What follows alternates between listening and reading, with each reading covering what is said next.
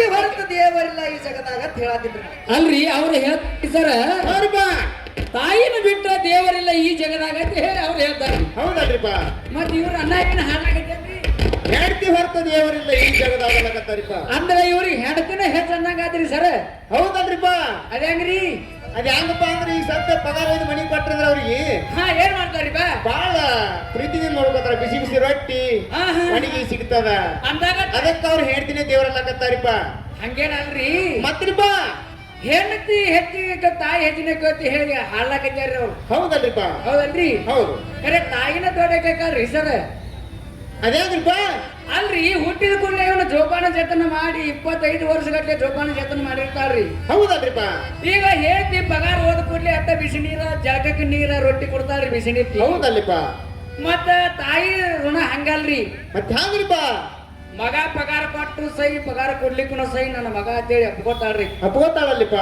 ಮತ್ತ ಹ್ಯಾಂಡಿ ಕೈಯಾಗ ಪಗಾರ ಹೋದ ಕೊಡ್ಲಿಕ್ಕೆ ಇವ್ರು ತಂಗ ರೊಟ್ಟಿ ತಂಗ ತುಪ್ಪಿನ ಬರ್ತಾವ್ರಿ. ಹರಿಯರಿ ಆ ಕಡೆ. ಹೌದಲ್ರಿ? ಹೌದಲ್ಲಿಪ್ಪ. ಅದಕ್ಕ ತಾಯಿ ದೊಡ್ಡಕ್ಕಿದಾರಿ ಸರ್. ಅದಕ್ಕೆ ತಮ್ಮ ಹೇಳ್ತಿ ದೊಡ್ಡಕ್ಕೆಲ್ಲ ತಾಯಿ ದೊಡ್ಡಕ್ಕೆಲ್ಲ ತಿಳ್ಕೊ. ಹೌದಲ್ರಿ ಬಾ ತಿಳ್ಕೊಂಡಿ. ತಾಯಿ ಬರುತ್ತ ದೇವರಿಲ್ಲ ಈ ಜಗದಾಗ, ತಾಯಿ ಹೊರತ ದೇವರಿಲ್ಲ ಈ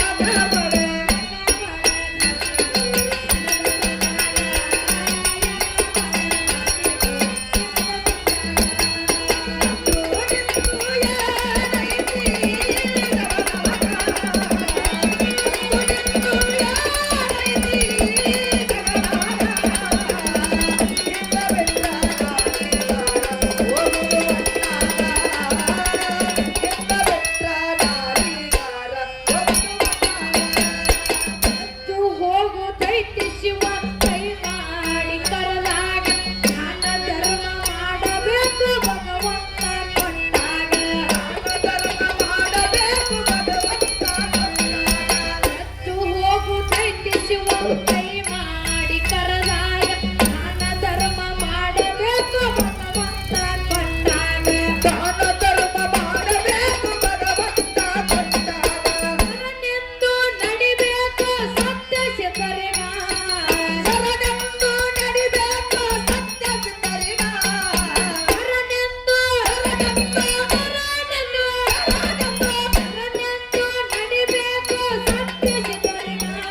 ಬೆಳಕಾಗೆ ಬೆಳಕಾಗಿ ಬೆಳಕಾಗೆ ಬರತಾಗ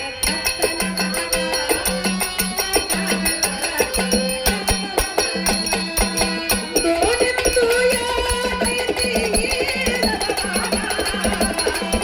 ದೋಣಿತ್ತು ಯಾತೈತಿ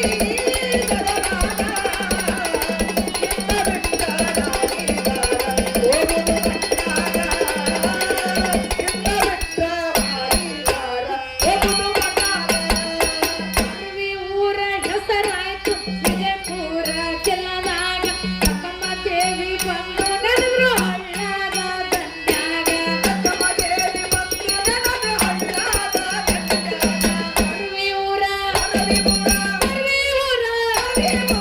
ಅರ್ವಿ ಊರ ಹೆಸರಾಯ್ತು ವಿಜಯಪುರ ಜಿಲ್ಲದಾಗ ಕಕ್ಕಮ್ಮ ದೇವಿ ಬಂದು ನಡೆದ್ರು ಹಳ್ಳದ ದಂಡ್ಯಾಗ